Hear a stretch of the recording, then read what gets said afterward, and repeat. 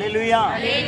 அதனால கர்த்தர் இந்த நாள்ல வந்த உங்களுடைய நோக்கம் ஆத்துமா. ஆனா உங்க குடும்பத்தில் இருக்கிற பிரச்சனைக்கு கர்த்தர் ஒரு தீர்வை தருவார். இந்த உங்க தனிப்பட்ட வாழ்க்கையில உங்க சரீரத்துல ஒரு விடுதலை கொடுப்பார். நீங்க எதிர்பார்த்து கொண்டிருக்கிற காரியங்களை கர்த்தர் நிச்சயமா ஆசீர்வாதத்துக்கு உங்க குடும்பத்துல சமாதானத்தை கொடுத்து நீங்கள் வாழ்ந்திருக்கும்படி கர்த்தர் செய்ய வல்ல.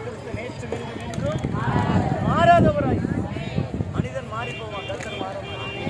அதனால நிச்சயமா சொல்ல முடியும், அந்த பேதுருவை பிரயாசப்பட்டவனை கர்த்தர் அறிந்தார். எத்தனை படகு நின்றிருக்கும் அந்த இடத்துல, அந்த படகெல்லாம் பார்க்கலாம்.